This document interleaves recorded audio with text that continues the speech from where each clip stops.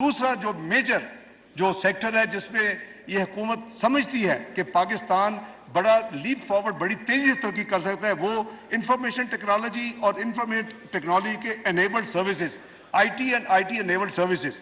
मैं इस हवाले से चंद गुजारिशात करना चाहता हूं कि ये हुकूमत इस हवाले से क्या करने जा रही है।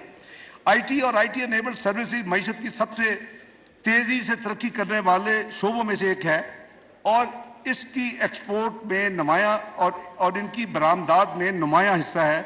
आलमी मईशत में मसाइल की वजह से ये शोबा भी मुश्किलात का शिकार हुआ।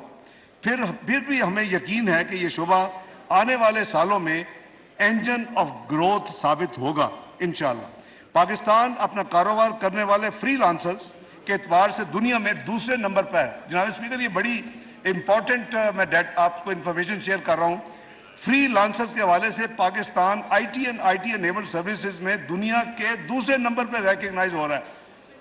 इनको दरपेश मसाइल का हल अमूमी तौर पर इस शोबा के मसाइल को हल करने के लिए बहुत ज़रूरी है। उसके लिए हुकूमत ने जो इक़दामात का फैसला किया है वो मैं अर्ज कर देता हूँ। आईटी बरामदात को बढ़ाने के लिए इनकम टैक्स पहले ही सिर्फ 0.2% 25 यानी 0.25% की रियाती शरह लागू है, फ्लैट उस पर है। ये सहूलत अभी ख़त्म होने जा रही थी।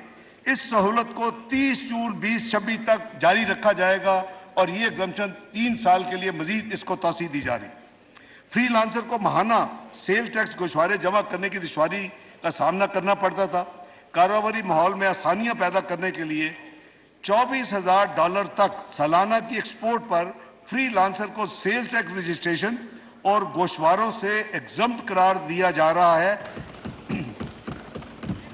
और इसके अलावा उनकी रिक्वेस्ट के मुताबिक हुकूमत ने फैसला किया है कि उनकी सिर्फ सिंपल एक सादा एक सवे की इनकम टैक्स रिटर्न होगी और उसको इंट्रोड्यूस किया जा रहा है।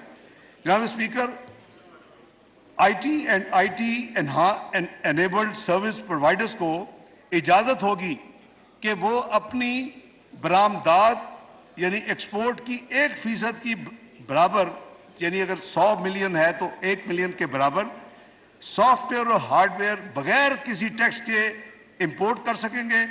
इन बरामदात की हद जो है वो $50,000 सालाना मुकर्रर की गई है। प्राइम मिनिस्टर का स्पेशल डायरेक्टिव था कि जी इनको 1% इनकी एक्सपोर्ट्स जो है रेवेन्यू इनको इनकरेज करने के लिए इनको आप इजाज़त दें कि $50,000 सालाना तक वो ड्यूटी फ्री जो अपना हार्डवेयर सॉफ्टवेयर मंगवाना चाहिए वो उनको दे, तो ये भी किया जा रहा है। अगली जो है आईटी और आईटी सर्विसेज के एक्सपोर्टर्स के लिए ऑटोमेटेड एग्जम्पशन सर्टिफिकेट जारी करने को यकीनी बनाया जाएगा। उनकी एक है कि हमें जब वो एग्जम्पशन सर्टिफिकेट की ज़रूरत होती है तो हमारा इतना जो टैक्सेशन सिस्टम है वो बहुत लंबा अरसा करता है, उसको ऑटोमेट किया जा रहा है ताकि जल्दी से जल्दी उनको ये जो सर्टिफिकेट जब उनको चाहिए हो तो उनको मिल जाए। आईटी शोबा को स्मॉल एंड मीडियम एंटरप्राइजेस का दर्जा दिया जा रहा है। ये एक बड़ा हम मेजर स्टेप ले रहे हैं। पूरे के पूरी आईटी शोबा को, इंफॉर्मेशन को शोबा को एसएमईज का दर्जा दिया जा रहा है, जिससे इस शोबे को कम इनकम टैक्स जो एसएमईज पे लगता है, special reduce rate of income tax, इनको उसका फायदा मिलेगा और इनके ऊपर एसएमईज की डिक्लेरेशन की वजह से इनके ऊपर नॉर्मल इनकम टैक्स रजीम नहीं होगी, कंसेशनल इनकम टैक्स इन पर लागू और इनको ये बहुत बड़ा फायदा होगा। अगला जो हमने जो एक और इसमें इस बजट में इकदाम पेश कर रहे हैं, आईटी के कारोबार की मॉनिटरिंग के लिए वेंचर कैपिटल की बहुत अहमियत है। जो नए स्टार्टअप्स होते हैं उनको कोई लोन देने के लिए तैयार नहीं होता, उनको जानता नहीं है तो बड़ी मुश्किल होती है। तो वज़ीर शहबाज शरीफ का ये सोच थी कि हम इस बजट में 5 अरब रुपए से ये वेंचर कैपिटल फंड कायम करें ताकि जो नए यंग और यूथ जो इस कारोबार में आए उसको कम से कम कर्जा मिल सके जो अब नहीं मिलता।